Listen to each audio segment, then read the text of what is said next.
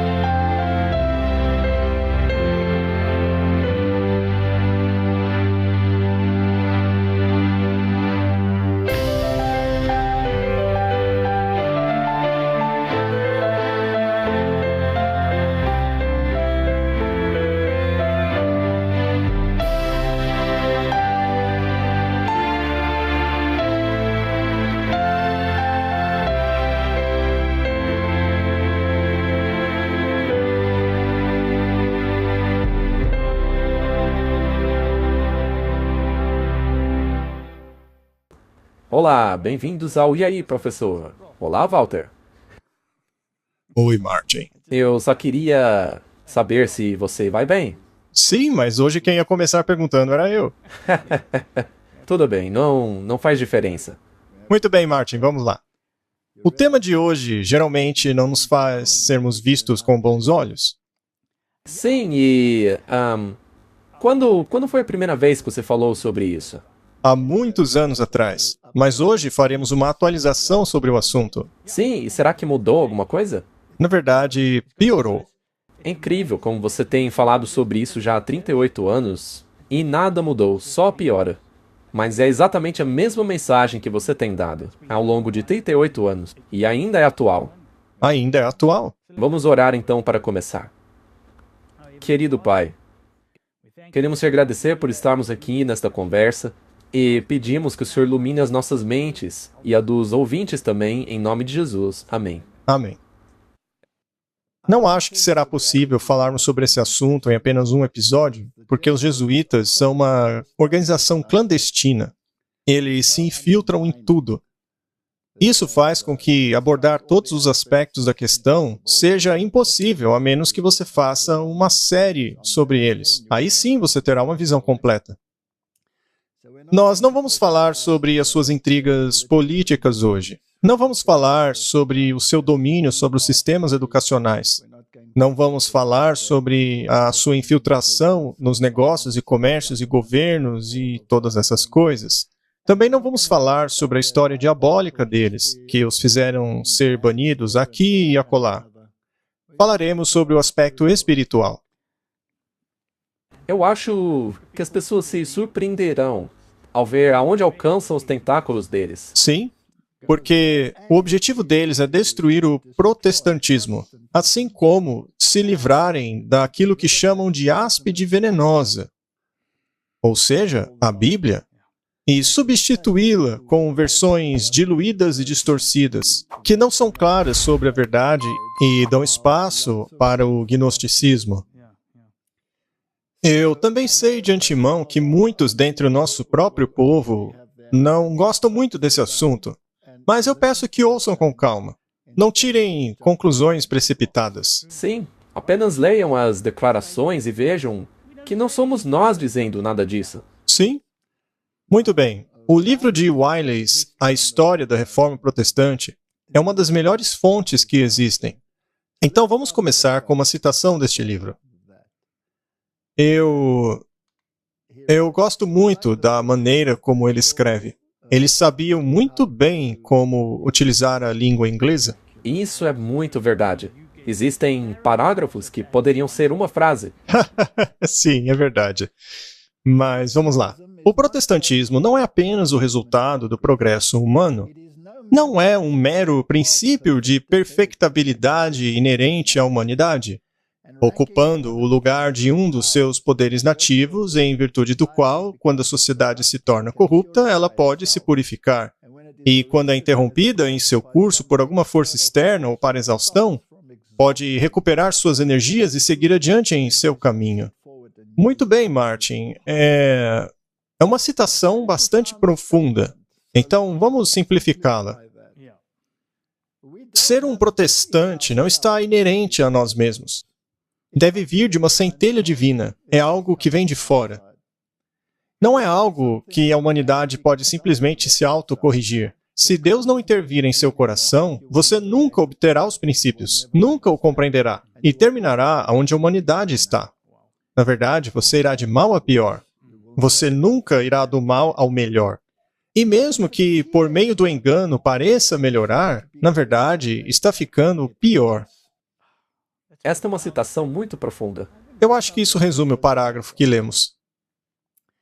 Não é produto da razão individual, nem o resultado das reflexões e energias conjuntas da espécie. É divino, Martin.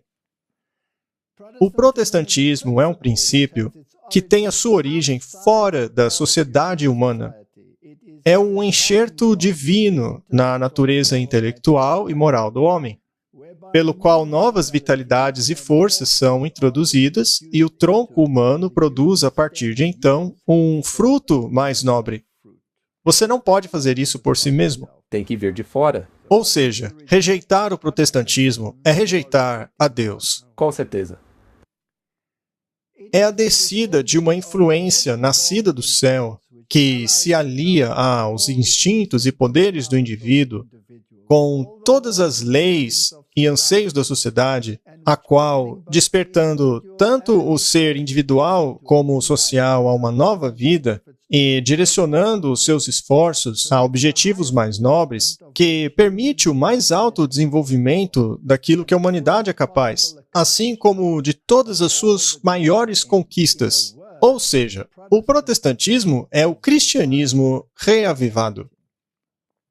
O protestantismo também é o inimigo das forças do mal.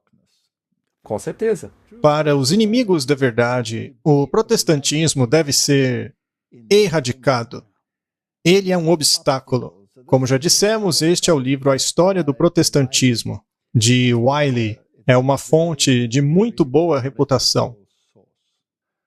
Vamos acrescentar ainda outra afirmação do livro Grande Conflito. Ao longo da cristandade, o protestantismo foi ameaçado por inimigos formidáveis. O primeiro triunfo da Reforma passou. Roma convocou novas forças na esperança de destruí-lo.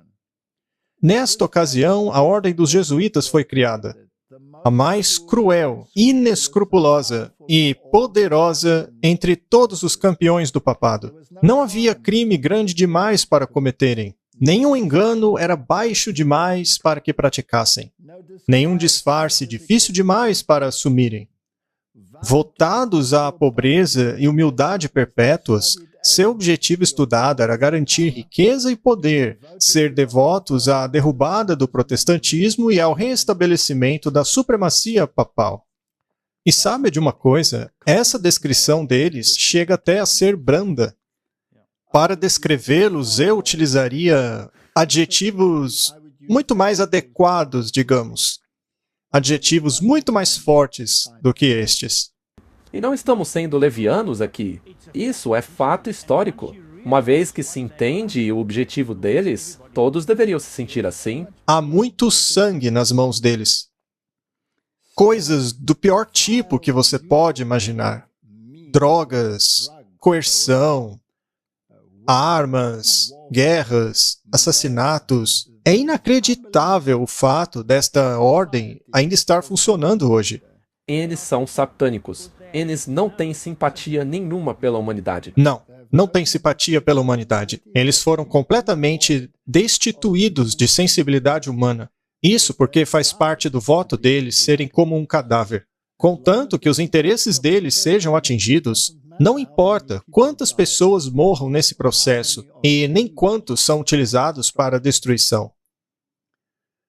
Ao aparecerem como membros de sua ordem, usavam um traje de santidade, visitando prisões, hospitais, ministrando aos doentes e pobres, professando ter renunciado ao mundo e carregando o sagrado nome de Jesus, que tanto fez o bem.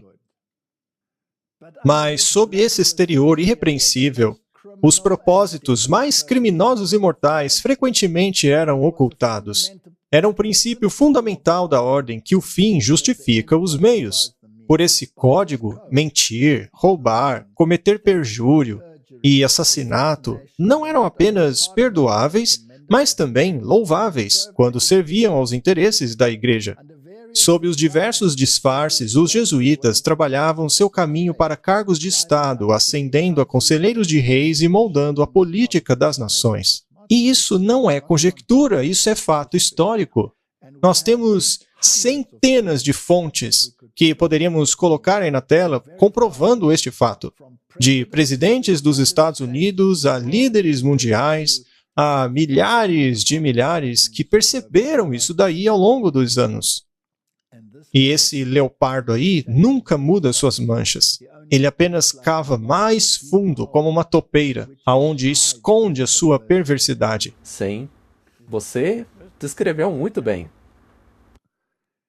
Em 1816, John Adams escreveu ao presidente Jefferson: "Não teremos aqui enxames regulares deles, com tantos disfarces quanto apenas um rei dos ciganos pode assumir, vestidos como pintores, editores, escritores e mestres de escola. Se alguma vez existiu um grupo de homens que merecesse a condenação eterna na terra e no inferno, esta é a Sociedade de Loyola." Acho que ele não gostava deles. A julgar pelas palavras dele, me parece que ele não gostava mesmo. Mas, Martin, na minha pequena experiência de vida, veja, já estou chegando aos 76. Nossa, Martin, eu tô velho, hein? Velho? Sim. Ah, que nada. Sabe de uma coisa, Martin? Quando eu olho para pessoas como Trump e o Papa Francisco, eu penso, ora, se esses dois estão na ativa, eu também devo estar. Ora, Walter, você ainda é um menino. Obrigado. Mas, voltando à citação que lemos, eu ainda acrescentaria mais palavras à descrição que ele fez dos jesuítas. Esse pessoal ainda é gentil com eles. Uau! Os jesuítas não merecem toda essa gentileza. Eu realmente não consigo ser gentil com eles. Eu não tenho absolutamente nada de bom para falar deles. Mesmo a filantropia deles é uma grande mentira. Sim. O chamado mundo cristão será o teatro de grandes e decisivas ações. Homens em autoridade promulgarão leis para controlar a consciência de acordo com o exemplo do papado. E esse é o objetivo deles, Martin. Babilônia fará com que todas as nações bebam do vinho da fúria de sua fornicação, e cada país estará envolvido. Ninguém é capaz de escapar de suas maquinações. Ninguém. Isso é importante porque alguns pensam, não, eles não podem estar em todo lugar. Bem, nós veremos. Caiu a grande Babilônia. E precisamos saber por que ela caiu, por que bebeu desse vinho. E quem colocou esse vinho para eles? Os jesuítas, com todos os seus disfarces. Muitos deles fingiram ser pastores protestantes para o mundo protestante. Também fingiram ser imãs para os muçulmanos. Também fingiram ser líderes da sociedade indiana como faquirs. E também seja lá mais o que fingiram. Fingiram ser os melhores hindus, os melhores budistas. Nada escapou do disfarce deles. Tudo para disseminar uma espiritualidade que vem de baixo e não de cima. É isso mesmo. Muito bem, Martin. Para conseguir esse objetivo, deve-se substituir os valores morais absolutos pelo relativismo. Se você quer lutar contra Deus, você deve fingir que está usando as armas de Deus. Deve pervertê-las a tal ponto que passem a achar que você está servindo a Deus, enquanto na verdade está servindo Baal. Esse é o X da questão. Porque, veja, a primeira vez que eu vi isso, os meus olhos realmente foram abertos. Nós somos muito enganados. Nós achamos que esses infiltrados nessas denominações são bons cristãos. Você costumava adorar em denominações como essas, não é? Com certeza. E veja, não devemos culpar os enganados. Não, porque as pessoas estão sendo enganadas. E quem tirou você do engano? Com certeza foi o próprio Deus. Ele moveu o seu coração. E eu gostaria de deixar algo claro a todo mundo aqui. Ser enganado é a pior coisa do mundo. Eu sinto muita compaixão por todas essas pessoas que estão nessas denominações sendo enganadas. Mas não é essa a razão pela qual estamos fazendo esses programas? Exatamente. Para acordar as pessoas. É por isso que estamos fazendo esses programas, para que as pessoas sejam iluminadas com a verdade, para não serem mais enganadas. Correto. Nós não somos contra denominações.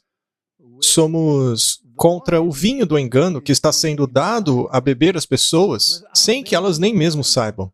Nem mesmo os pastores sabem. Ninguém sabe. Porque os jesuítas envenenaram tudo de uma maneira muito bem feita. Assim, tem pastores que acham que estão bebendo de uma fonte divina, quando na verdade não é. Vamos ver então como eles substituíram as morais absolutas. Hebreus 12, verso 25 a 28.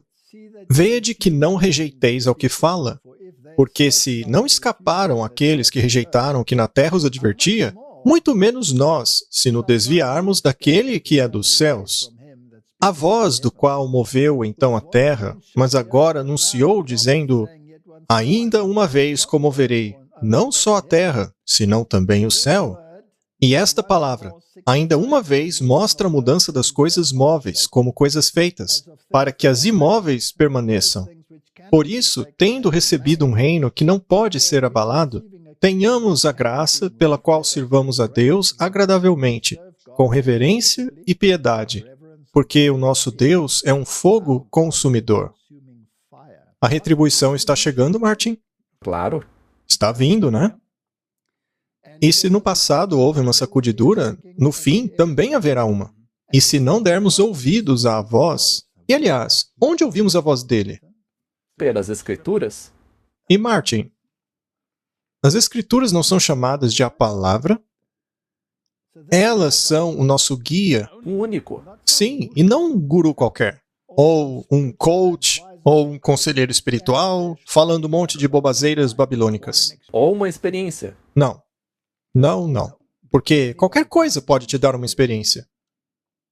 Outra citação muito interessante é a seguinte. Não se esqueçam que somente Deus tem condições de discutir com Satanás. Não pense que você pode se aventurar no terreno do inimigo. Não é possível passar a perna nele.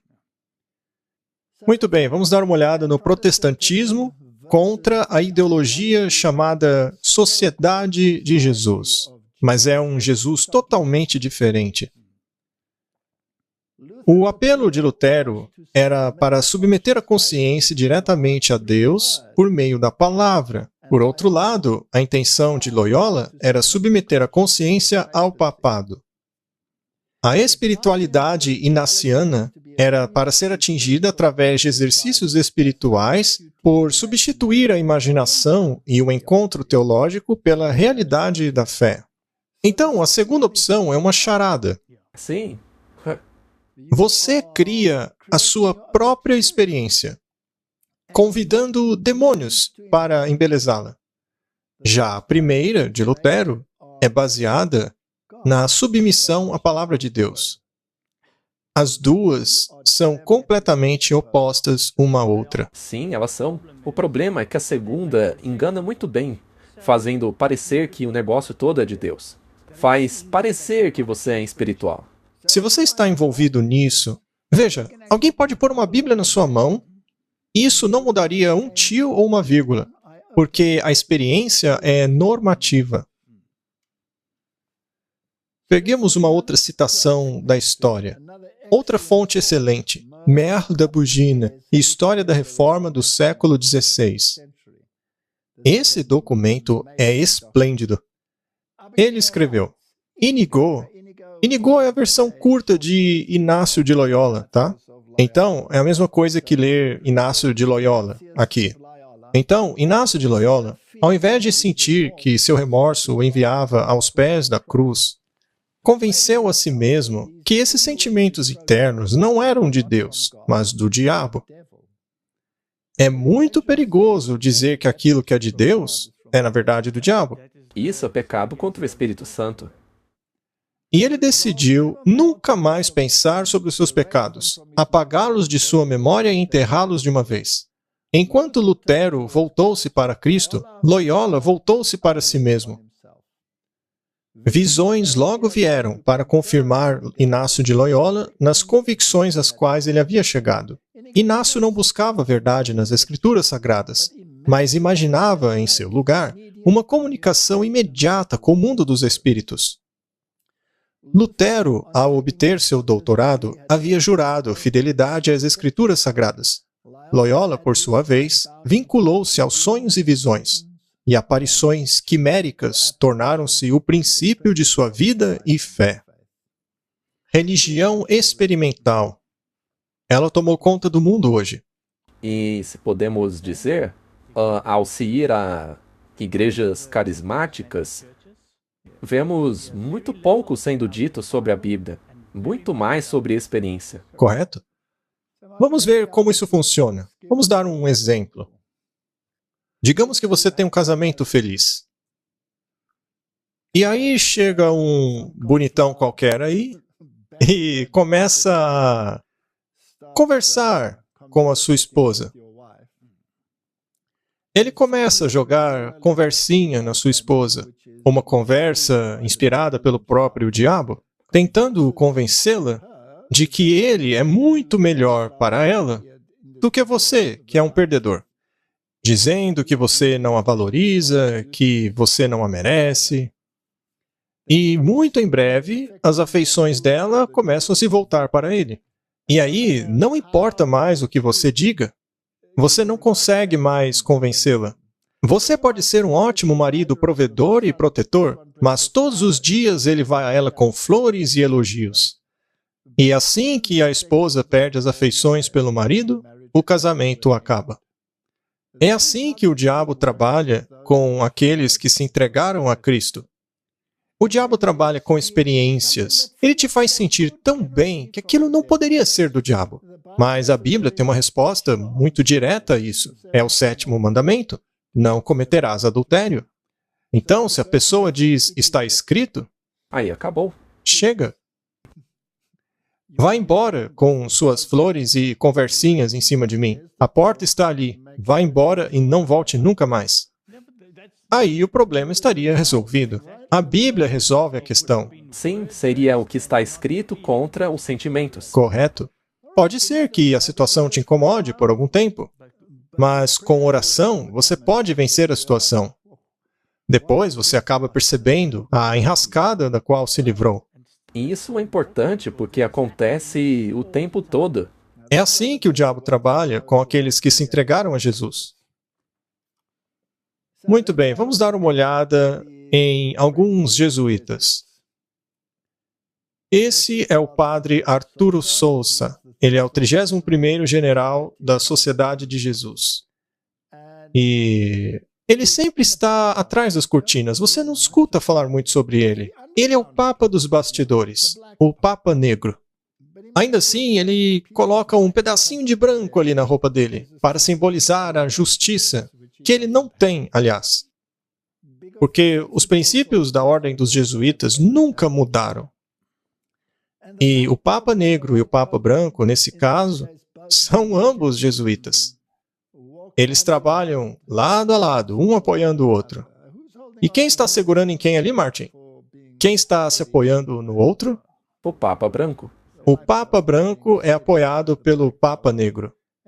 E se você for analisar a história, o poder do Papa Negro nunca pode ser diminuído. Ele fará o necessário para levar adiante os seus objetivos. Então, o Papa Branco se apoia nele. Essa imagem ilustra muito bem.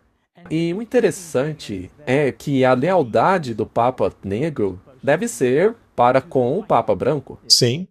É uma situação complicada, mas eu acho que eles sabem exatamente o que fazer. Eles sabem exatamente como funciona.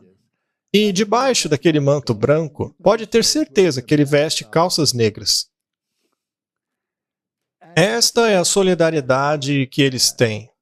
Estão de pé, um ao lado do outro, no seu conclave, onde certas decisões são tomadas, a fim de serem infiltrados de maneira bem sutil em cada campo da sociedade. Eles parecem muito felizes. Estão sorrindo porque acham que têm a ascendência. Mas eles não sabem o que os aguarda. Vejamos como eles cooperam. Karl Rahner, naturalmente todos sabem, é um jesuíta. Ele foi o principal idealizador do Concílio Vaticano II, o concílio no qual muitos protestantes acreditaram que Roma mudou. É isso mesmo. Fizemos um programa só sobre isso, né? E mostramos que eles não mudaram nada. Eles não mudaram coisa nenhuma.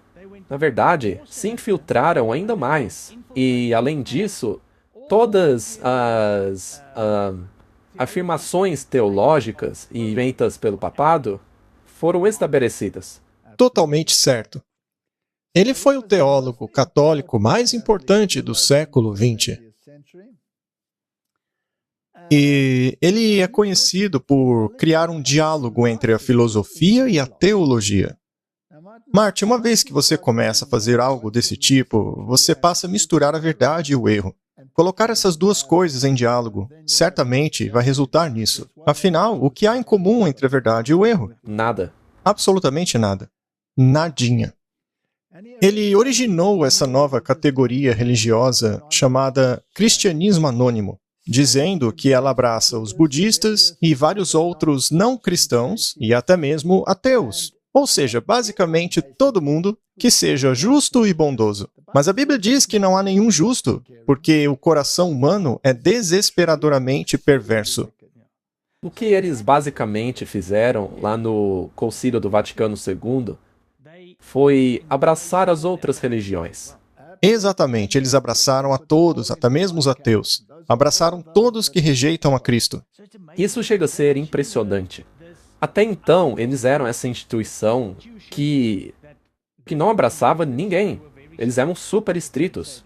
E daí, de repente, começaram a abraçar todo mundo. E o mundo passou a gostar dessa instituição. Veja, Roma mudou. Antes matavam todos na fogueira. Agora estão abraçando todo mundo. Agora, tudo que é necessário é ter alguma fé em Deus. Esteja você ciente dessa fé ou não. Que? É isso mesmo, Martin. Todos eles fazem parte do cristianismo, ainda que não se chamem de cristãos. São pagãos que receberam a graça, mas não estão a par disso. Basicamente, essa filosofia diz que todos estão salvos. Sim. Para que ser cristão, então? É por isso que o Papa Francisco disse para não evangelizar. Exato. Muito bem, eu sei que estamos sendo um pouco repetitivos, mas eu preciso enfatizar que estamos abordando o lado espiritual aqui. Sim, temos que dar os detalhes. Muito bem. Eles se disfarçaram com ternos pretos e gravatas, ao invés de seus mantos jesuítas. Aqui está Ratzinger, que não era um jesuíta, mas era muito influenciado por eles. Os dois foram os arquitetos do Vaticano II. É muito interessante, então, que mais tarde o Ratzinger se tornou o Papa. O lema do Karl Rahner era: o nosso Senhor precisa se conformar ao mundo, e não o mundo a ele. Martin, essa frase é a coisa mais diabólica que eu já ouvi. É uma verdadeira piada isso. A primeira frase do Pai Nosso não diz: venha a nós o vosso reino, seja feita a tua vontade na terra, assim como é feita no céu. Não, segundo eles é o contrário. Para eles, a vontade de Deus deve se moldar segundo o reino satânico dessa terra. Outro importante arquiteto do Concílio Vaticano II foi o cardeal Sunens. Esse cardeal foi o responsável pelo reavivamento carismático. Então, Martin, o movimento carismático é um filho do papado. É triste, mas é verdade. É uma obra jesuíta. E o que foi que ele fez?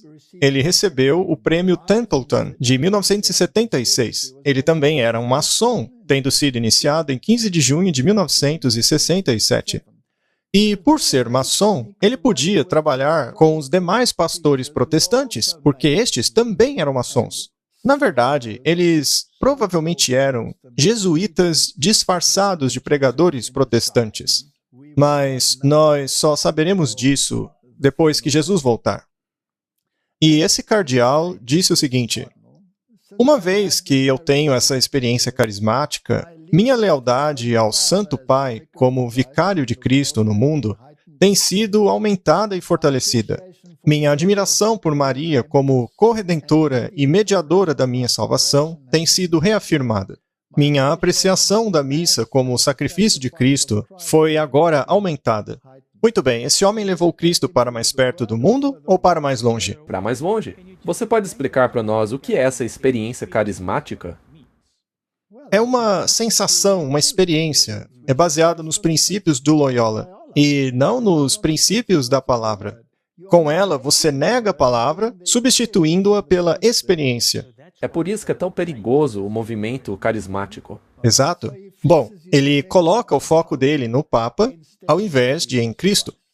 Ele também coloca o seu foco em Maria como redentora, apesar da Bíblia dizer que não há nenhum outro nome pelo qual possamos ser salvos além de Jesus. E, finalmente, na missa, que é um sacrifício perpétuo, enquanto que, segundo a Bíblia, Jesus foi sacrificado de uma vez por todas. Então, essa experiência que eles tanto valorizam é totalmente anticristã, mas eles colocam essa roupagem cristã em cima dela. Muito bem, quem eles utilizaram a fim de alcançarem o mundo protestante?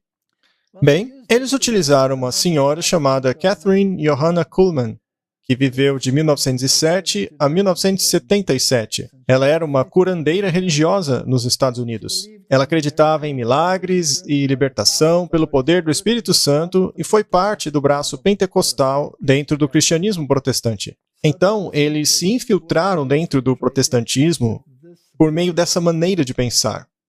Com relação aos jesuítas, Alberto, que declarou ter sido um jesuíta, disse o seguinte: Catherine Kuhlman foi uma das maiores agentes infiltradas de Roma, incumbida de penetrar os pentecostais e protestantes por meio do movimento carismático. Ela foi uma mestra da hipnose e tinha poderes psíquicos tremendos. Como uma recompensa de sua obra extraordinária, ela ganhou uma audiência particular com o Papa. Que presente maravilhoso, né? Você ficaria agradecido de ganhar esse presente, Martin?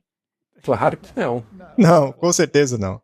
Como resultado de seu trabalho, a maioria hoje em dia ensina unidade, mas raramente pregam separação e santidade, coisas que apavoravam Roma. Uma vez que houve separação de Roma, ela teve que utilizar todo o seu poder para consertar isso. Vamos agora para um artigo da Zenit, de 2013. Conferência da imprensa de Papa Francisco durante o voo de seu retorno ao Brasil. Você perguntou a respeito do movimento de renovação carismática. Eu vou te dizer algo. No final dos anos 70 e início dos 80, eu não suportava esse movimento. Certa vez, falando a respeito disso, eu disse, eles confundem a celebração litúrgica como uma escola de samba. Eu disse isso, mas hoje eu me arrependo. Então, eu passei a conhecê-los melhor. E também é verdade que o movimento, com bons conselheiros, passou a trilhar um bom caminho. E agora, eu acho que esse movimento fez muito bem para a igreja em geral. Martin, suponha que este movimento tenha sido originado pelos jesuítas. Neste caso, primeiramente, Roma teve que se afastar disso para então abraçá-lo. Assim, nunca foi culpa deles. No começo, eles tinham que dizer, não, não temos nada a ver com isso. Ele mesmo disse que não gostava, mas agora se arrepende. Pode até parecer que ele foi vencido, quando, na verdade, não passou de uma estratégia dele. Uau! O Espírito Santo faz o que ele quer. Então, ele faz a obra de harmonização. Mas eu acho que os movimentos são uma graça. Esses movimentos, que têm o espírito da igreja, eles nos renovam, e cada um deles procura o seu movimento de acordo com o seu carisma, no qual o Espírito toma conta. Não importa para onde o Espírito conduz, apenas siga. Esqueça a Bíblia como guia. Muito bem, Martin. Então, se você introduz esse modo de pensar no qual o protestantismo se separou das falsas ideologias e do catolicismo, bem, esse novo espírito aí vai reunir as duas coisas. Vamos nos assegurar disso. Vamos assistir a um vídeo. Aí, galera, eu acredito que a Igreja Católica e a Igreja Cristã estão juntas de novo. Obrigado. Obrigado, Deus, em nome de Jesus, pelo poderoso batismo da Igreja Católica, Senhor. Mova-se, Santo Espírito. Fogo, em nome de Jesus. Caia fogo do céu, em nome de Jesus. Somos uma delegação católica e viemos da Itália. Il saluto da parte di 150 milioni di cattolici carismatici. E trazemos a vocês saudações de 150 milhões de católicos carismáticos. Meu irmão Lu, nós queremos, como católicos, beijar os pés de vocês para honrá-los.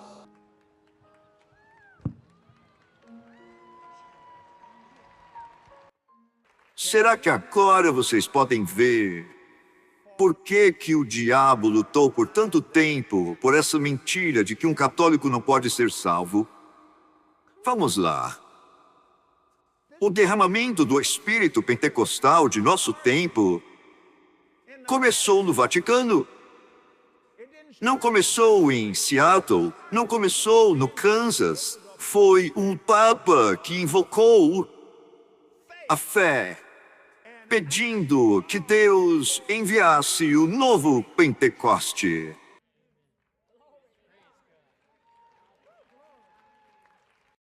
Martin, essa é a primeira vez que eu vejo esse homem falando a verdade. Pois é. Me dá até calafrios, sabe?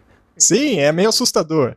Bom, os protestantes não deveriam estranhar e dizer, tem algo de errado nisso aí. Claro. Mas eles não fazem isso. Não, eles abraçam. Os protestantes abraçam. Isso significa que os jesuítas foram bem-sucedidos. Eles introduziram a espiritualidade ignaciana no protestantismo, e de muitas formas e disfarces. Como fazer o mundo aceitar isso? Como fazer os jovens aceitarem isso? Você tem que dopá-los para que não consigam pensar adequadamente. Exato. E você ainda chama isso de amor. E outra coisa, você acaba entendendo o porquê, principalmente depois de assistir esse vídeo, por que a Bíblia diz que Babilônia caiu. Babilônia caiu completamente. Caiu porque está bêbada com vinho.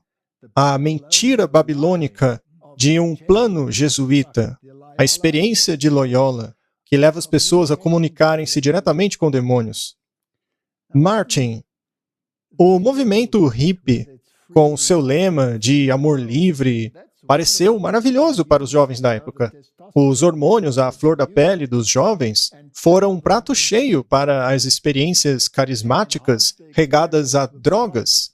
Essas duas coisas juntas, unidas à experiência carismática, tornaram o pecado uma virtude. É como disse o profeta dos Mormons, por meio do dom do pecado, o homem pôde alcançar a felicidade. Que filosofia esquisita, hein? Agora, quem estava por trás dessa destruição da moralidade na sociedade? Será que mais uma vez foram os jesuítas? É claro. De novo, os jesuítas. Vejamos mais uma estratégia deles de quebrarem o protestantismo. O povo de Jesus. Os movimentos hippie foram conduzidos por jesuítas como Max Surley, da Universidade de Georgetown. E isso acabou resultando na filosofia do Jesus cabeludo antissistema. Você acredita que recentemente eu vi esse tipo de coisa dentro de nossa própria igreja? Claro, acredito. É por isso que as pessoas têm que prestar atenção para onde isso está caminhando. Coloque-se no lugar de sua própria igreja, para onde você vai. Seja qual for a denominação, e preste atenção para ver se isso não está ganhando força. Outro dia eu fui pregar em uma igreja que tinha essa filosofia do cabelão. Eu fiquei horrorizado.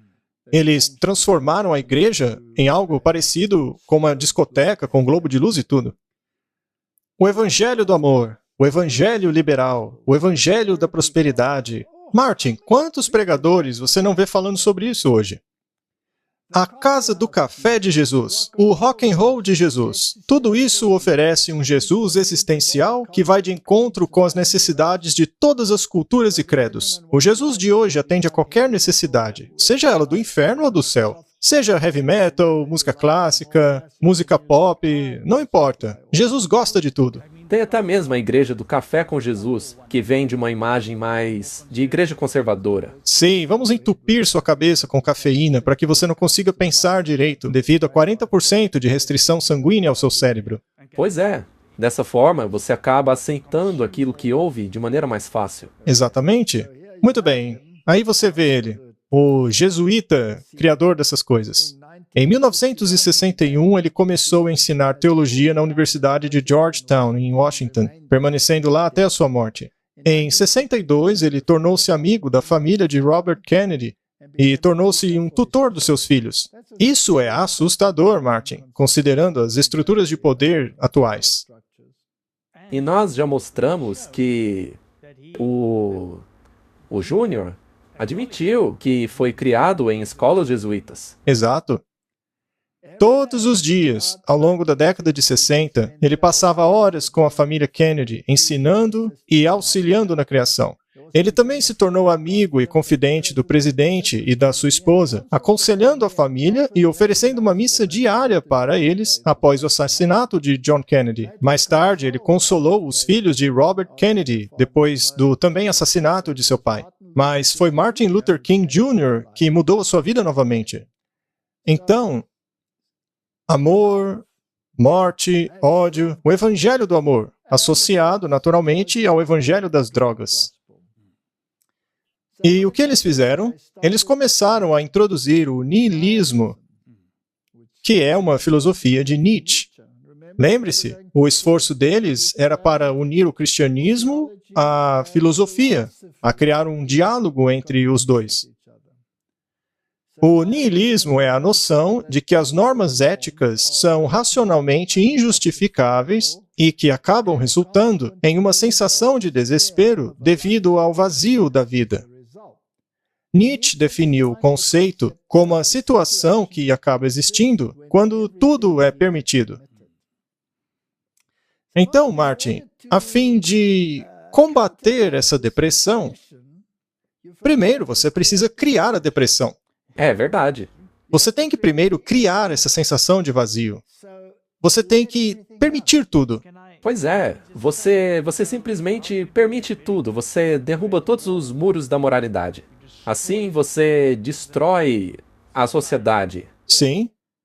Aí vem a depressão, a falta de dinheiro, a falta de tudo. Aí você passa a desejar o contrário disso. Que é onde estamos hoje. Vamos voltar às normas antigas. E para isso precisamos de um herói, o Papa. Não Jesus Cristo. E vamos deixar que o Espírito Santo te convença que você está no caminho correto, com todas essas manifestações aí. E aí eles trazem as filosofias orientais, como o yoga e as meditações, e a indústria da música faz um trabalho muito bom em introduzir tudo isso na mente da humanidade. Na entrevista do Rick Martin com Eric John Phelps, Phelps disse que os Beatles eram controlados pelos jesuítas e que o mundo das drogas era controlado por Roma por meio da máfia, que por sua vez era controlada pelos jesuítas. Essa é uma declaração forte feita no livro dele. Não sou eu que estou dizendo isso. Eu só estou mostrando aqui o que ele disse. Agora, eu acho plausível. Na verdade, eu acho mais do que isso. Quanto mais se estuda o assunto, mais faz sentido. Veja aqui embaixo o sinal do diabo, o 666. Os Beatles foram a primeira banda de rock a utilizar a tríade do demônio em uma capa de disco. Então veja que eles passaram a introduzir essas ideias. E como você já mencionou em outro episódio, eles foram os mais amados de todos.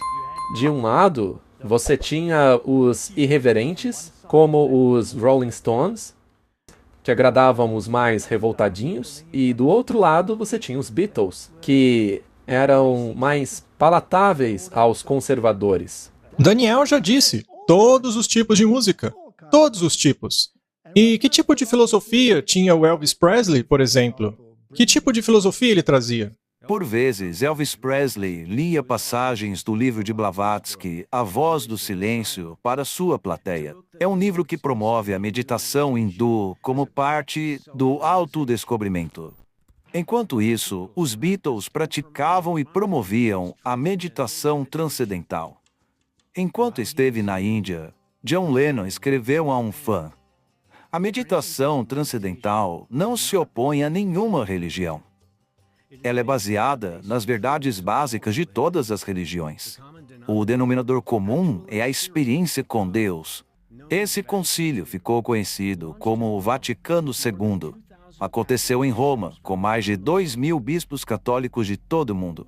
O Vaticano II ajudou a pavimentar o caminho para o diálogo interreligioso, promovendo unidade entre as religiões do mundo ao promover os tesouros místicos da Igreja Católica, ou seja, suas orações contemplativas. O termo oração contemplativa foi historicamente relacionado a várias ordens monásticas de monges e freiras, cujos estilos de vida eram direcionados a práticas ascéticas e orações contemplativas como uma forma de misticismo.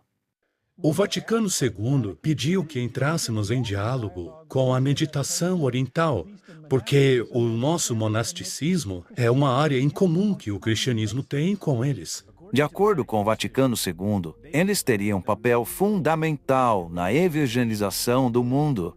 E foi exatamente isso que aconteceu. Uma vez que se entra no misticismo, Martin, você passa a comunicar-se com demônios.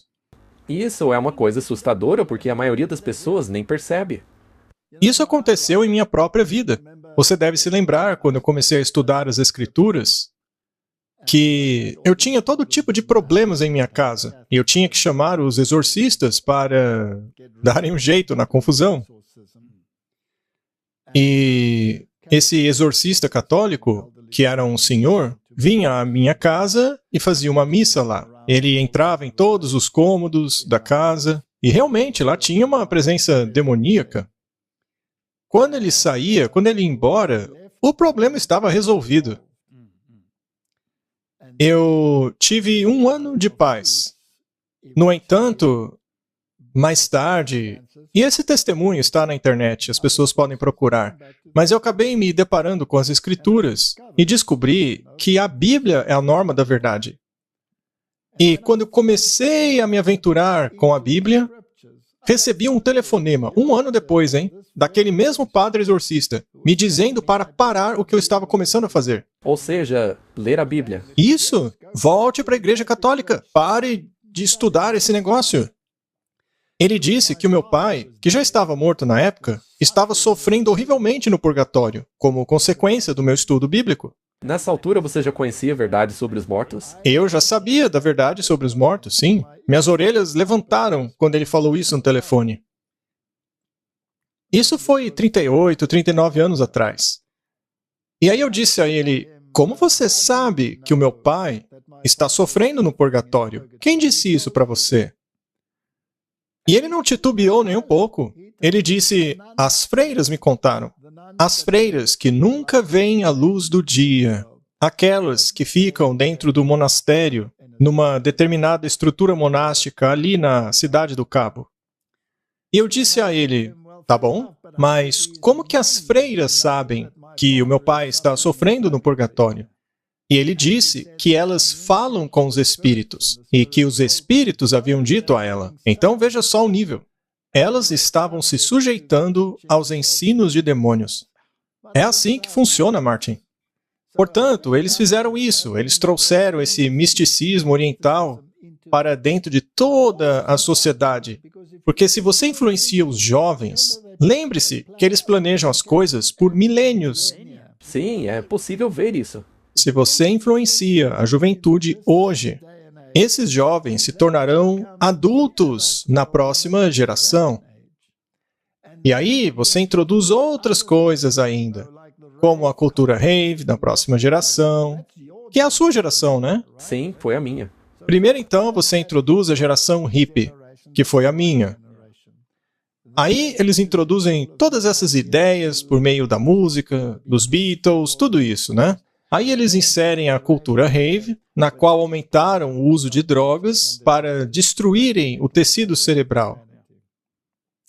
Martin, você utilizou esse tipo de droga? Sim, utilizei.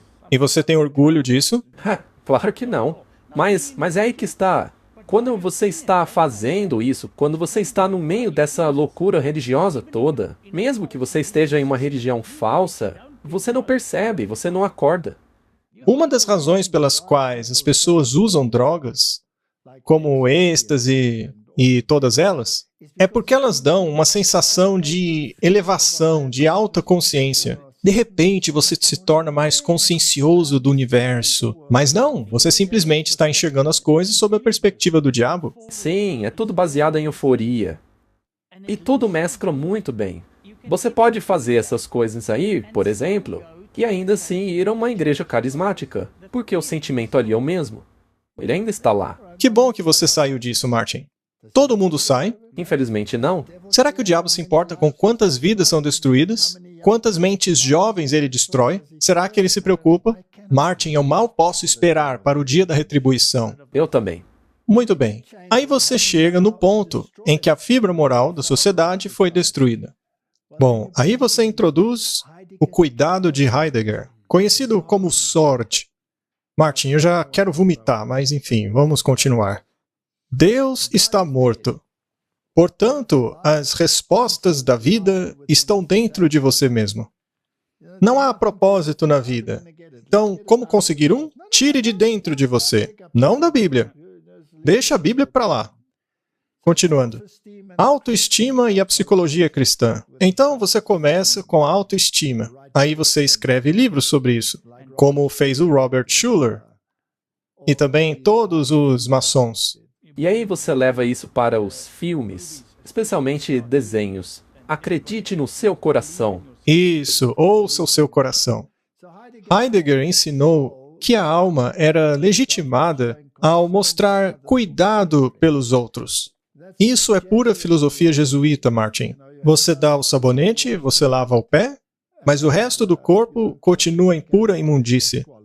Mas isso acabou te elevando. Que trabalho maravilhoso você fez. E é aí que entra o problema. Eles pegam algo bom e acabam distorcendo. Muito bem. E uma vez que você foi autenticado, esse cuidado, que eles chamam de Sorge em alemão, é baseado no Dasein, que significa ser. Ou seja, eles estão dizendo que são deuses. Isso é nojento. Continuando. Essa é a religião do eu, a religião do anticristo, aonde Deus é removido, a igreja estabelece a norma e passa a educar as massas por meio de psicologia cristã, diretores espirituais, laboratórios de cuidado, até que uma nova formação espiritual é atingida. Existe toda essa nova espiritualidade que não é baseada nas escrituras, mas em obras. Vamos avançar mais um pouco. Devemos desenvolver uma nova moralidade. Devemos nos tornar a igreja que cuida. O padre Gustavo Gutierrez, o que será que ele tem a dizer sobre isso? Martin, eu odeio que eles se chamem de padres. Eles não são pais. Nesse mundo, você tem o seu pai biológico e o seu pai celestial. Esses daí que se dizem padres não são pais de ninguém. Aprendemos no catolicismo, graças à teologização do padre Gustavo Gutierrez, que a igreja na América Latina deve assumir uma posição clara contra a justiça social. Agora a igreja tem um novo inimigo. Não é mais o pecado, é a injustiça social. O que eles fazem, então, é criar injustiça social para que haja necessidade da justiça social. Para se tornarem, então, os heróis. Exato. Vamos criar injustiça social. Por exemplo, vamos criar injustiça baseada em raças.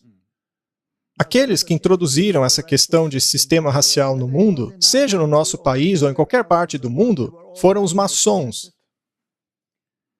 E a favor do processo revolucionário. E via Leonardo Boff, que a igreja deve ser definida em termos de energia, carisma e progresso no mundo. Eles querem se tornar uma igreja mundial, e não uma igreja da salvação e do evangelho. As atividades da igreja em favor da justiça social e direitos humanos não são meramente preparatórias para a verdadeira missão da igreja, como achava a noção pré-evangelização antes do Vaticano II. O comprometimento da igreja para envolver-se na luta pela justiça social, paz e direitos humanos é essencial ou constitutiva, parte de sua missão. Então, para eles, o evangelho virou justiça social. E é por isso que tantas igrejas cristãs se uniram a Roma hoje pelo ecumenismo. É claro. Todo mundo quer essa capa de bonzinho, de justiça social, que Roma criou. Se as pessoas acreditassem que todos foram criados iguais, se as pessoas acreditassem que por um sangue ele criou todas as nações do mundo, nós estaríamos todos unidos em Cristo e não por essa besteira que eles inventaram. Os jesuítas são a base disso daí, e o dia deles acertarem as contas com Deus está chegando. Vamos agora para o presente, setembro de 2024. Papa aos movimentos populares. Lutem pela justiça social e econômica. Esse aí é o homem do evangelho, Martin? Ele, na verdade, é do diabo. É isso mesmo.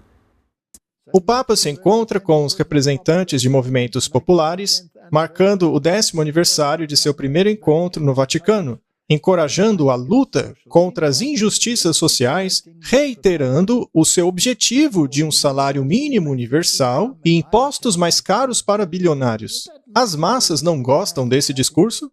Claro que gostam. É claro que elas gostam. Agora, não seria maravilhoso para as próprias elites se as massas dependessem delas não apenas para comer, mas para beber o vinho de falsas doutrinas? E outra coisa, será que isso seria mesmo para o bem das massas? Claro que não. Não apenas continuariam pobres, mas totalmente dependentes. É ainda pior. Cuidado para não praticar a sua justiça diante dos homens para serem vistos por eles. Isso não serve de reprovação a eles? Sim, e muitos filantropos se encaixam nisso daí. Mas é possível ser um filantropo para o bem. Na verdade, nós deveríamos ser. Mas muitos ajudam os pobres para serem vistos por eles. Para aparecerem nas manchetes. Citação do Espírito de Profecia. Enquanto alegam serem zelosos para honrarem a lei, a autoexaltação é o que realmente buscam. Cristo lhes mostraria que o amante do próprio eu é um transgressor da lei. Martin, temos que tomar muito cuidado. Bom, então eles estão preparando as mentes do povo para essa nova espiritualidade. espiritualidadeinaciana.com. Vamos à própria fonte agora.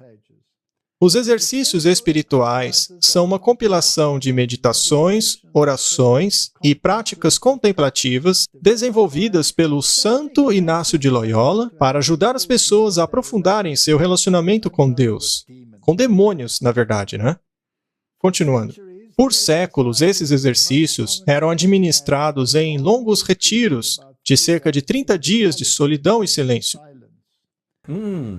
Martin, nesses 30 dias de solidão e silêncio, a sua cabeça é enchida de lixo que não tem nada a ver com a Bíblia. Se você pegasse a sua Bíblia e a lesse, seria muito melhor. Ela é o princípio da sabedoria. Nos anos recentes, tem havido uma ênfase para renovar os exercícios espirituais como um programa para os leigos. A maneira mais comum de fazer os exercícios hoje é através de um retiro diário, que envolve um programa de um mês todo, de orações diárias e encontros com um diretor espiritual. Eu não quero me encontrar com um diretor espiritual, eu quero me encontrar com Jesus. Exato. Eu quero o derramamento do Espírito Santo em mim por meio da leitura da palavra dele. Exatamente, vá às Escrituras. Não fique parado esperando ouvir o que Deus quer te dizer. Leia as Escrituras e busque a ajuda de Deus ali. Você então compreenderá o que Ele quer dizer. Mas eles não querem isso. Eles querem ouvir o que o Espírito tem a dizer. Não querem nem saber de Jesus e da Bíblia. Esses exercícios também foram adaptados de muitas outras formas a fim de se adaptarem às necessidades do homem moderno. Isso é mentira. Eles visam a destruição do homem. Muito bem. Quão empolgado está o general jesuíta ao ver essa obra diabólica dando frutos entre os jovens? Vamos dar uma olhada, Martin. Como é que ter sido um jesuíta influenciou ele como papa? Ele fala muito sobre discernimento, que, por sua vez, é um fator importante na espiritualidade dos jesuítas. Você pode falar um pouco sobre isso? O que podemos aprender do Papa Francisco a respeito do discernimento? O Papa Francisco não é apenas um jesuíta, ele é um cristão. E o discernimento é parte do cristianismo. Em breve celebraremos o Pentecoste, em alguns dias, para renovarmos nossa ideia de sermos guiados pelo Espírito. O discernimento é a habilidade que cada cristão deve ter para ser guiado pelo Espírito Santo. E é por isso que a espiritualidade inaciana é tão importante para esse objetivo. Os exercícios de Inácio de Loyola são um tipo de escola de discernimento. E ele aprendeu sozinho isso. Então, seguindo esses exercícios espirituais, cada pessoa pode conseguir ouvir a voz de Deus, chamando-a para viver uma vida humana completa e a decidir seguir essa voz para tomar uma decisão. E talvez você também possa se lembrar do sucesso que os exercícios de Inácio de Loyola tiveram entre os estudantes universitários. Ele foi um estudante universitário. Ele se juntava a outros estudantes também. Todos os primeiros companheiros de Inácio foram estudantes universitários reunidos por causa dos exercícios espirituais dele.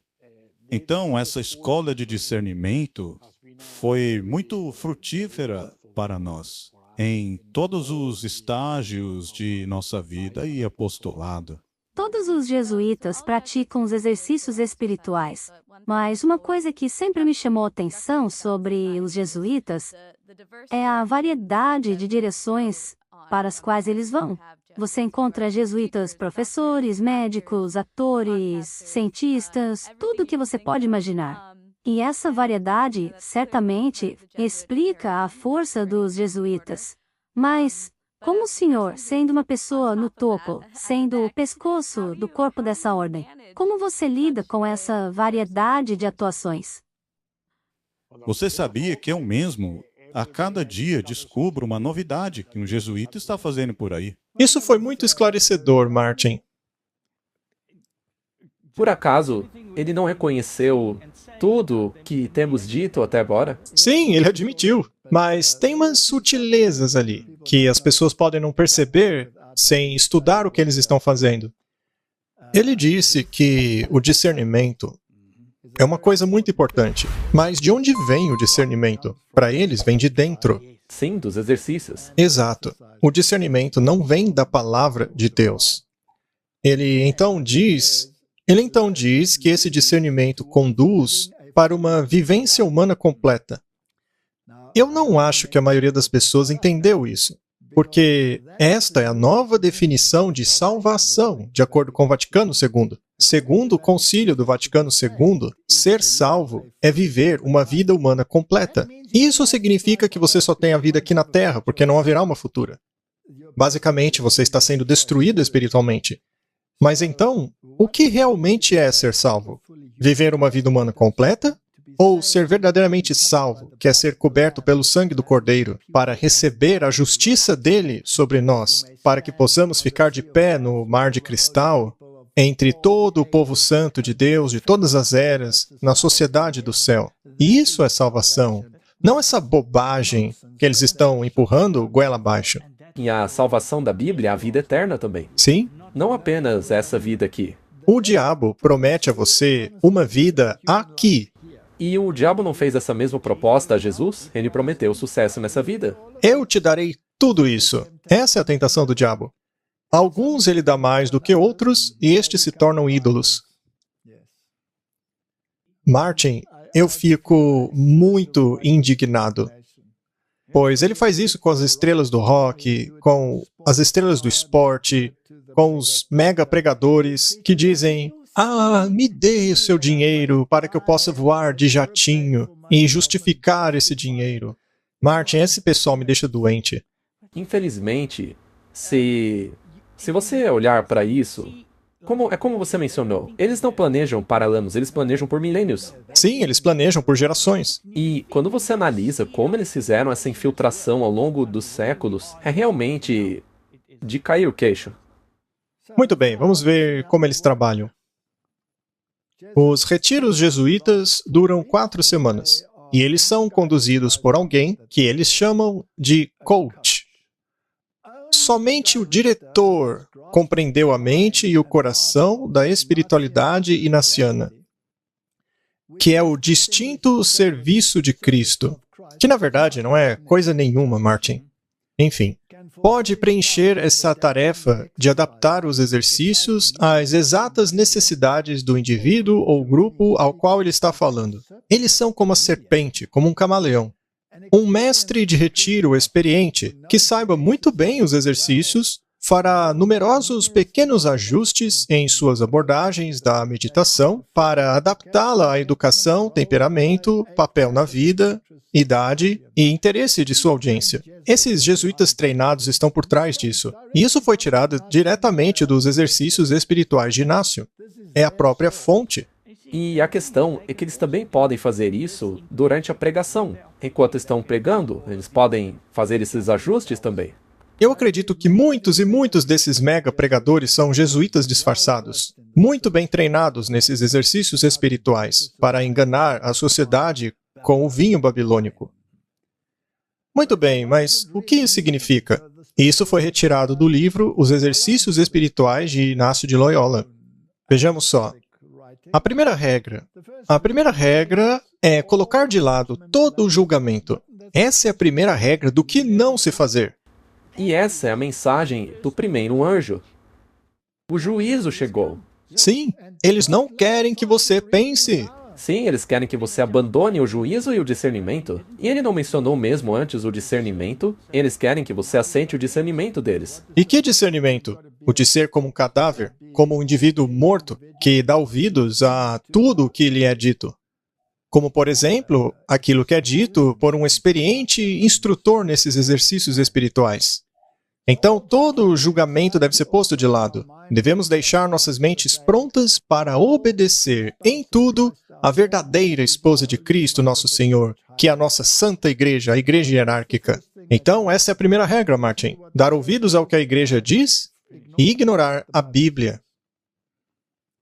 Naturalmente, não vamos ver todas as regras, mas a 13ª diz assim: aceitar que o branco que eu estou vendo é preto caso a igreja decida que é preto. Martin, isso é horrível. É péssimo. Eu não posso pensar por mim mesmo. Não posso avaliar nada se o que eles dizem é errado ou certo, se o que dizem está alinhado às Escrituras ou não. Eu acho que se você se aprofunda nesses exercícios espirituais, é como ele disse, o seu discernimento virá a partir desses exercícios. Depois de ouvir todo esse lixo dito por demônios, você vai começar a pensar como eles. Na verdade, é isso aí. Basicamente, o que eles querem que você faça ou que pense é que, uma vez que foi o Espírito do Senhor que deu os 10 mandamentos à nossa Santa Mãe, a Igreja, nesse caso, tudo o que essa Igreja disser é verdade. Mas espera aí, Martin, os 10 mandamentos da Igreja Católica são espúrios. Eles são uma mentira. Não estão em harmonia com a Bíblia.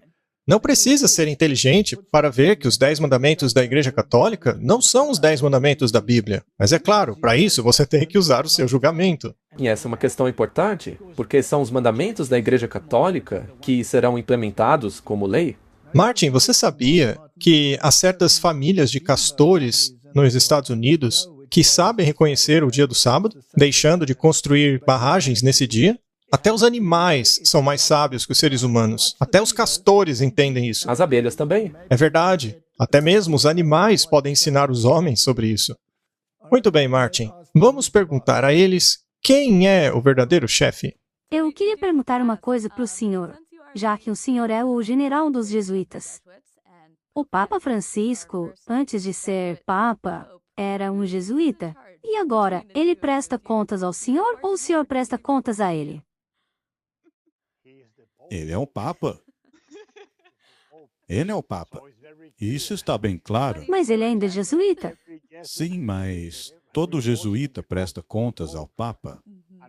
Mas, apenas para ficar mais claro, quando o jesuíta se torna um bispo, a obediência não é mais para os superiores da ordem dos jesuítas. Os bispos prestam contas ao Papa, e o Papa presta contas a si mesmo, ao Espírito. Mas eu acho que vocês se lembram que Inácio de Loyola costumava chamar o Papa de a luz de Cristo na Terra.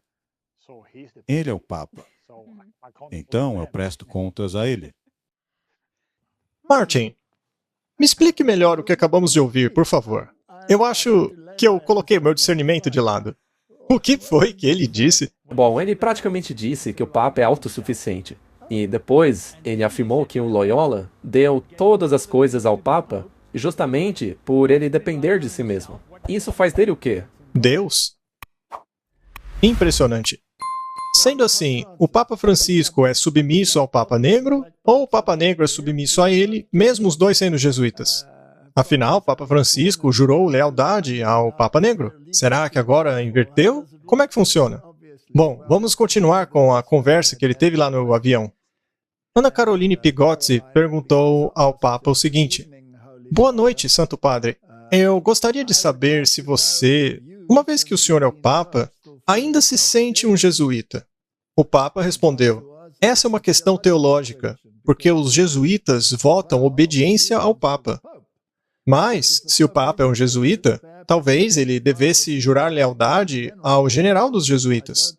Eu não sei como resolver isso. Eu me sinto um jesuíta em minha espiritualidade, na espiritualidade dos exercícios. Aquela espiritualidade que eu tenho em meu coração. Ainda assim, mexe comigo o fato de que em 3 dias eu celebrarei com os jesuítas a festa de São Inácio. Eu vou conduzir a missa da manhã.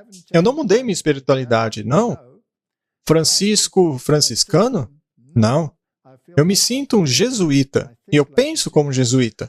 E eu não digo isso de maneira hipócrita, porque eu realmente penso como um jesuíta. Ele não pensa hipocriticamente? Eu acho que ele pensa hipocriticamente, porque ele nega completamente a palavra de Deus.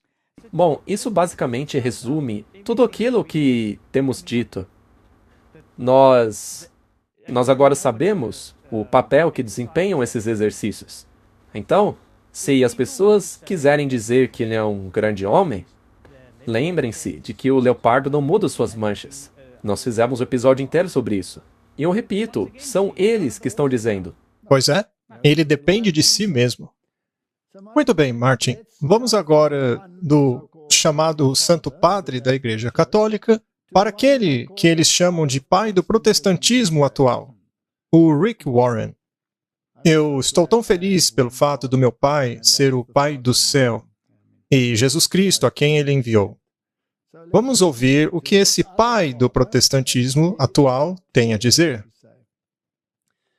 Rick Warren, em seu livro A Igreja com Propósito, diz que o movimento da formação espiritual tem uma mensagem vital e foi dada à igreja como uma chamada para despertar. O pastor da Saddleback Church, Lance Wheat, escreveu a respeito da oração contemplativa, também conhecida como visualização. Para quem não sabe, isso é 100% espiritualidade inaciana. Em seu artigo intitulado Desfrutando da Presença de Deus em Solitude, ele diz assim: nos foi designado aproveitar a presença de Deus, mas é mais fácil dizer do que fazer. Martin, Deus prometeu estar conosco por meio de sua palavra. No artigo, Wheat utiliza Thomas Merton como um exemplo. Que exemplo sublime, não é? Só se for espiritualidade depravada. Ele utiliza como exemplo de alguém que conhecia a solidão. Mas a solidão de Merton estava conectada às suas simpatias budistas. Merton comparava a oração contemplativa a uma viagem de LSD. Bom, para ele ter feito essa comparação, ele com certeza devia saber como era. Pois é. Recentemente lançaram aquele filme A Revolução Jesus, baseado no movimento hippie. O pregador que saiu de lá estava drogado com LSD e outras coisas quando ele começou o movimento. Ele termina o artigo dizendo: o objetivo da solidão não é tanto desconectar de um mundo maluco, mas sim mudar as frequências, induzindo ritmos alfa, para que assim eu possa ouvir o Pai. Eu imagino qual pai ele esteja ouvindo. Seria o pai da mentira? Acho que sim. Vamos dar uma olhada agora no curso alfa e na filosofia dos grupos de célula. Isso daí, Martin, está bem difundido. Pois é, precisamos tomar cuidado. Primeiramente, temos que ver o que eles ensinam. Sim. E agora veremos como eles implementam. Exato. Vamos ver aonde chegam os tentáculos deles. Não é à toa que o polvo é um dos símbolos deles. É verdade, é um dos símbolos deles. Você se lembra em um dos Jogos Olímpicos que eles utilizaram o polvo como símbolo? Eles sabem exatamente o que estão utilizando. Eles têm os tentáculos em toda parte. Muito bem, esse é Nick Gumbel, o fundador do curso Alpha. Será que eles têm raízes católicas? Será que esses protestantes têm raízes católicas? Vamos dar uma olhada nesse curso Alpha. Ele consiste de 10 semanas que explora o básico da fé cristã e tem sido descrito como uma oportunidade para explorar o significado da vida. O primeiro curso Alpha é uma introdução ao curso e inclui comes e bebes. Cada sessão semanal aborda uma questão diferente em torno da fé e é projetada para promover uma discussão autêntica e aberta. Nós também teremos discussão do grupo Alpha em grupos para estudantes de idade de 11 a 13 anos e também para 14 a 18 anos. O próximo curso Alpha ocorrerá na igreja New Life e começa em 28 de janeiro de 2025 às 7 da noite. Não estão a todo vapor? Em pleno funcionamento. O fundador do curso Alpha visitou o Papa e recebeu as bênçãos dele. Todo o protocolo. Bom, vamos continuar. Nós te convidamos a explorar as grandes questões da vida. Início social. Começamos uma noite alfa, com tempo apenas para sentar e papear uns com os outros, junto a uma mesa com café, chá e outros petiscos. Descobrimos que começar com socialização ajuda a dar um tom mais festivo aos encontros. Então, Martin, é uma reunião social que reúne as pessoas a este relacionamento de fé. E o que se busca nesse tipo de curso é consenso. Você não quer que haja conflitos. Todo conflito tem que ser posto de lado. Isso significa que você não pode introduzir doutrinas, porque doutrinas causam conflitos. E aí, você também deve estar em harmonia com o seu guia espiritual, a pessoa que conduz o curso, o chamado coach. Então, quando você conhece adequadamente o coach, você vai começar a alinhar as suas simpatias e seus pensamentos a ele. E então você passa a confessar a ele como um pai. Então, na verdade, você está sendo introduzido ao sistema católico de entregar os seus fardos a outra pessoa, que nesse caso é um coach espiritual. Então, de novo, Jesus Cristo vai para o escanteio e outro entra no lugar. Sim, e você não pode contrariar o que o coach está dizendo. É o coach que estala o chicote. E ele é muito bem treinado. Certo, vamos continuar. Então é exibida uma série de filmes alfa. Então, depois da parte social, você tem esse tópico aqui para ser apresentado. Essa sessão explora tópicos com relação à fé, que inclui quem é Jesus, como podemos ter fé, quando e como orar, e como Deus nos guia. Que privilégio, né, Martin? Essa pessoa te conduzir ao longo dos exercícios espirituais. Contemplação, todo esse tipo de coisa. E aí, finalmente, você tem um grupo de discussão. Sim, e tudo isso aí soa maravilhoso. Soa maravilhoso, mas será que há qualquer coisa controversa aí? Ainda não. Não. O que também é interessante, Martin, é que eles praticam aquilo que é chamado 12 em volta de um, o coach e os 12. Isso é um princípio da Rosa Cruz. Segundo eles, isso é baseado nas Escrituras, já que Jesus tinha 12 discípulos, certo? Então, haverá grupos de discussão com 12 pessoas cada. Não há obrigação nenhuma de dizer algo. Na verdade, espera-se que você não diga nada de sério de qualquer forma. Essa é uma oportunidade de ouvir as perspectivas dos outros, mas aquele que lidera e guia a opinião de todos é o coach. Esse é o objetivo. Vamos chegar num consenso. Até hoje, estima-se que 30 milhões de pessoas em todo o mundo já fizeram o curso Alpha. Está em 112 línguas. Parece que é bastante difundido, não é? E esse curso Alpha é em grande parte indicado para denominações cristãs protestantes. Correto? Então, no curso Alpha, o Espírito Santo é mediado por meio das mãos dos líderes e por meio da experiência do Espírito. Isso já está soando muito perigoso. O Alpha recebe o Espírito Santo e externaliza as manifestações das marcas da fé. Os testemunhos publicados que vieram a partir da Alpha News, quase todos se concentram na experiência do Espírito Santo como sendo o aspecto central da conversão, mais do que na ênfase da Bíblia, que foca em arrependimento de pecados, fé em um Cristo crucificado e ressurreto, com o derramamento do Espírito Santo. Essa é uma reversão do modelo bíblico, mas é apresentado de tal forma que você nem percebe. João 16, verso 13 a 14. Mas quando o Espírito da verdade vier, ele os guiará a toda a verdade. Bem, nós temos a definição da verdade. A palavra é verdade. Os mandamentos são a verdade. Jesus é a verdade. Mas eles não querem falar de mandamentos. Não querem falar que Jesus é o único caminho. Eles não querem. Não vamos falar que a Bíblia é a norma e o padrão. Não, vamos falar da experiência do Espírito. Pois ele não falará de si mesmo, mas falará apenas o que ouvir e lhes anunciará o que está por vir. Ele me glorificará, porque receberá do que é meu e o tornará conhecido a vocês. Glorificar a quem, Martin? A Jesus. Portanto, se Jesus não estiver no centro da coisa, você tem um enorme problema. A Bíblia tem que ser o foco. Exato. E não o que o coach tem a dizer a você. Correto? E eles chamam isso de células. Martin, você sabia que originalmente uma célula era uma estrutura monástica?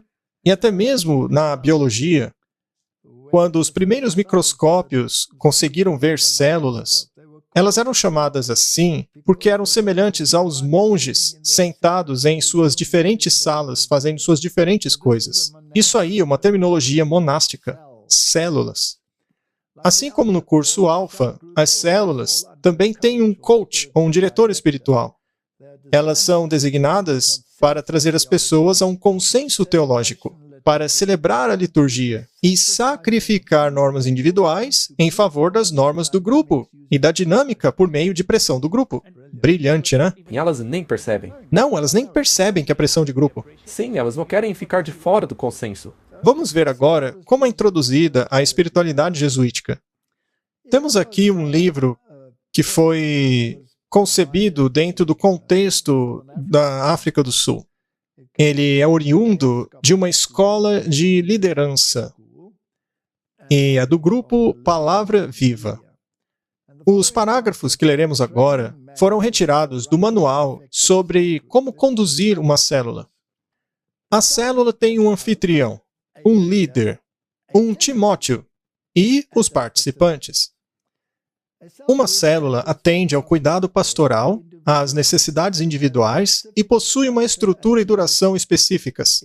Ela forma a ponte entre as pessoas e a igreja. Cada membro do grupo é evangelizado, consolidado e edificado como discípulo e enviado. Ele então é chamado de formado. Exato, isso faz sentido, porque esse líder é enviado para que os outros passem a pensar exatamente como ele. Elas são formadas, por isso formação espiritual. A duração de uma sessão é de 1 hora e começa com uma introdução, louvor e oração, tema, aplicação e atividades finais. Desvios do formato não são permitidos. Além disso, os membros não têm permissão para trocar de grupos celulares e murmurações e críticas não são permitidas. Unidade de pensamento, sentimentos e compromissos são buscados. Os discípulos na visão celular não podem operar independentemente de seu líder. A unidade é o símbolo da maturidade. Isso foi retirado do manual deles. Foi retirado do manual deles. Então, você não pode pensar por si mesmo. Você tem que se alinhar ao grupo, especialmente àquilo que foi ensinado pelo coach. Eu me manteria a quilômetros de distância desse coach. E de novo, isso soa tão bom para as pessoas. Elas vão para uma célula perto da casa delas. A igreja também tem uma célula. Ah, vamos na célula na minha casa. Você tem que ficar esperto com isso. É uma sessão de confissão ao coach. E o problema é que parece maravilhoso estar em um grupo, porque as pessoas querem se ajudar. Elas querem estar juntas. Elas querem experimentar algo espiritual. Uma experiência espiritual. Modelos para o sucesso. Declare que o sucesso é seu. Esse é o poder do pensamento positivo. Persevere, sonhe, visualize. Esse poder do pensamento positivo é promovido pelo Donald Trump. Sim. Não foi aquele... Norman Vincent Peale? Sim. E ele não é maçom de 33º grau? Ele foi um jesuíta infiltrado. Ele era treinado em jesuitismo. Obediência e respeito pela liderança é fundamental. Martin, eu também digo que a gente deve respeitar a liderança. Com certeza. Mas a partir do momento que a liderança começa a te desviar da verdade, ao invés de levá-lo à palavra de Deus, você deve repreender a liderança e dizer por que ela está errada. Sim, você não pode ficar quieto apenas pelo bem de todos. O líder buscará conselho de seus superiores treinados na igreja e a confiança de seus discípulos. Além disso, os discípulos devem ser encorajados a fazerem confidência ao líder com relação aos seus problemas. Ou seja, tem que se confessar a ele. Exatamente como o sistema católico. É uma infiltração. Veja, eu não sou contra você pedir conselho a alguém quando você tem um problema. Mas os melhores conselhos vêm quando você está ajoelhado. E veja, o problema é como você disse. Você tem essas estruturas na igreja também. Mas tem um jeito certo de se fazer isso. Isso é jesuítico. Isso é jesuíta. E aí você tem o modelo de 12 em volta de um. Isso é Rosa Cruz. É o ocultismo. Porque é um modelo baseado supostamente no cristianismo. Mas eles pervertem o cristianismo. Jesus levou 3 anos e meio para treinar os 12, e por isso as células utilizam o conceito de 12 em torno de 1. Jesus não escolheu 13, mas 12. Com times de 12, nós começamos a restaurar o altar de Deus no mundo. O quê? Martin, o que é isso? O segredo está no número 12. O modelo de 12 sempre tem estado no coração de Deus, e esse número simboliza o governo e a autoridade. Hoje nós parece que temos um Papa na Terra, seu conselheiro espiritual, ou o seu pequeno Papa. Pois é. Lá na nossa escola, Martin, tínhamos 7 estudantes, certo? Eu acho que eu nunca vou querer fazer turmas de 12. Pois é, e nem de 13, 11 ou 14, enfim. Mas ainda que aconteça surgir uma turma de 12, não se preocupe, nós vamos focar na Bíblia e na oração. Na verdade, não importa o número de pessoas. Sim, não faz parte dos nossos princípios ter um número formado de 12 igual eles. Não, porque não existe uma fórmula mágica. O nosso foco é a Bíblia, não esse monte de bobaginha aí. Tanto faz o número. O que importa é o estudo. Bom, mas vamos nos assegurar que eles de fato seguem esse tipo de prática. Aqui nós temos um documento da Irmandade da Rosa Cruz. Tiramos da própria página deles. E eles dizem claramente que 12 é o símbolo do zodíaco, que envolve o nosso sistema solar. Também existem 12 semitons na música e 12 apóstolos que se reuniam em volta de Cristo. E ainda há outros exemplos desse agrupamento de 12 em volta de um. A Ordem de Rosa Cruz é, portanto, também composta de 12 irmãos e um 13º. Está aí, Martin. Ocultistas falando. É incrível como eles infiltram mesmo. E as pessoas nem percebem.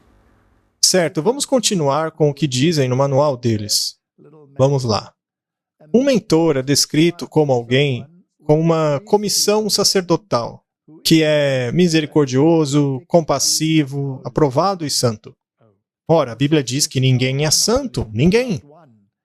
Então, chamar o Papa de Santo Padre é a blasfêmia das blasfêmias. Então, Martin, isso é horrendo, é algo abominável. Temos apenas um sacerdote. Apenas um. Não existe sacerdote algum aqui nessa terra. Hoje em dia não se sacrifica mais nada. Isso porque o verdadeiro sacrifício já foi feito em Jesus. Os textos mencionados incluem passagens do Evangelho de João e do livro de Hebreus, que referem-se a Jesus e ao ministério do sumo sacerdote, que tipificaram o ministério de Jesus. Interessante.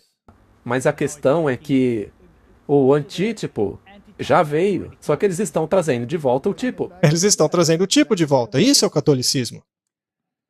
Entre os muitos aspectos positivos, grande ênfase é colocada no jejum, nos dons do Espírito, como o dom da cura, da profecia, poder, milagres, línguas, mas, é claro, excluindo a função do Espírito Santo na convicção do pecado, justiça e julgamento. Eles ignoram essas coisas, né? E veja, eles mesmos escreveram isso. O estudante também é informado que Paulo gastou a maior parte do seu tempo orando em línguas estranhas. Que coisa ridícula! A Bíblia é clara em dizer que eram línguas estrangeiras. Paulo disse, eu agradeço a Deus porque falo mais línguas do que vocês todos. E isso porque Paulo falava na língua nativa daqueles a quem ele estava se dirigindo. Esse pessoal perverte completamente a Bíblia. É inacreditável. Muito bem. Exercícios espirituais versus fé. Exegeses contra exegeses. Exegeses é quando você acrescenta algo na palavra. Exegese é quando você estuda o que a palavra realmente está dizendo. Então, exegeses contra exegese. As duas coisas são opostas.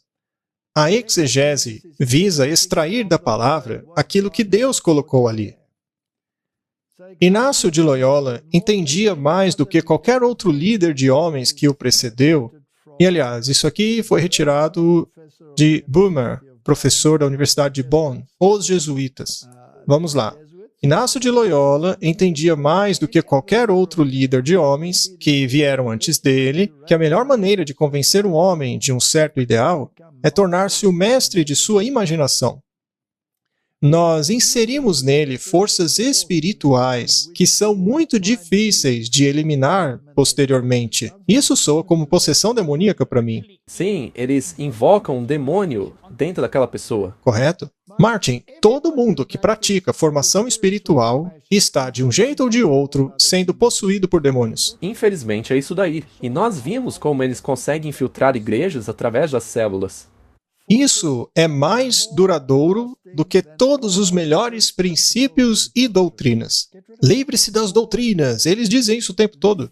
Essas forças podem vir de novo à superfície, algumas vezes anos depois, sem nem mesmo terem sido mencionadas, e tornarem-se tão imperativas que a força de vontade do indivíduo será incapaz de opor-se, seguindo assim o impulso irresistível dessas forças. Ou seja, a pessoa vira um zumbi. Não é à toa que fazem tantos filmes de zumbi hoje. A humanidade está sendo zombificada por meio desses exercícios espirituais. Sem falar que esse tema também ensina a imortalidade da alma. Sim. E isso é totalmente ensino jesuíta. Correto? Muito bem, Martin. Um ex-sacerdote do movimento New Age, Will Barron, escreveu o seguinte: esse ritual era muito enganoso. O cristão comum provavelmente não veria nada de objetável nas frases utilizadas. Ainda assim, esse procedimento de meditação era um produto de Satanás, designado a levar as pessoas a aceitarem a voz de demônios mascarados como sendo a voz do Espírito Santo. Não dá para ser mais claro do que isso. É exatamente o que acontece. Muito bem, vamos ouvir o que Martim Lutero tinha a dizer. E em seguida veremos uma citação do Espírito de Profecia. Miqueias 7:5. Não confie num amigo. Não coloque confiança em um guia. Guarde as portas da tua boca daquela que mente em seu seio. Martin, essa advertência serve perfeitamente à formação espiritual e a esses coaches espirituais. Martim Lutero escreveu: o Espírito nunca está mais presente e vivo do que em seus próprios escritos sagrados. Devemos deixar que as Escrituras ocupem o lugar principal e sejam seu intérprete mais verdadeiro, simples e claro.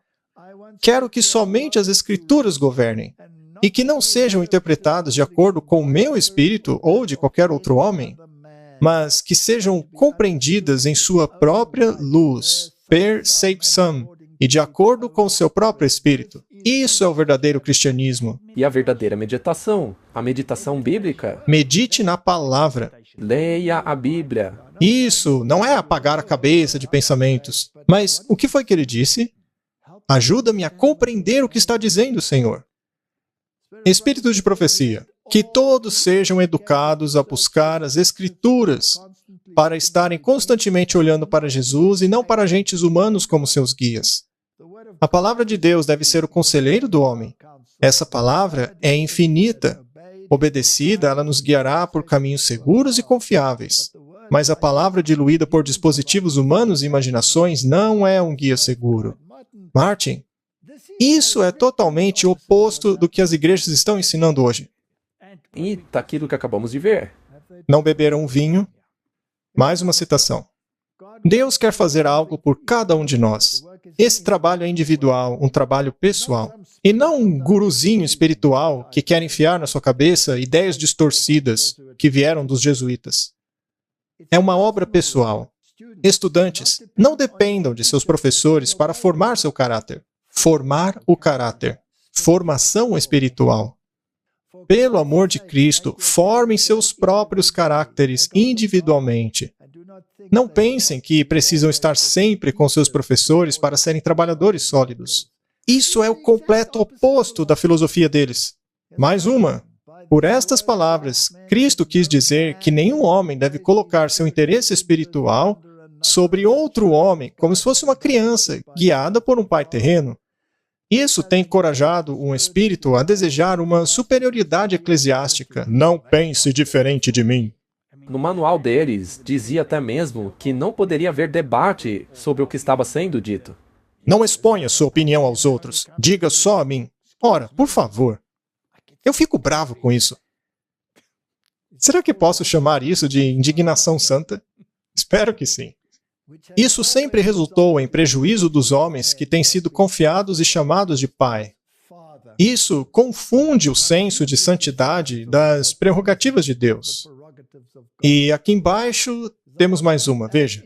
Como em eras anteriores, as verdades especiais para esse tempo são encontradas não com as autoridades eclesiásticas, mas com homens e mulheres que não são muito instruídos ou sábios demais para acreditar na palavra de Deus. Martin, eu não quero me tornar tão sábio que comece a não acreditar na palavra de Deus. Quero acreditar nela, de Gênesis a Apocalipse, e caso eu não esteja conforme essa palavra, que o Espírito Santo me ajude a entender aonde estou errado.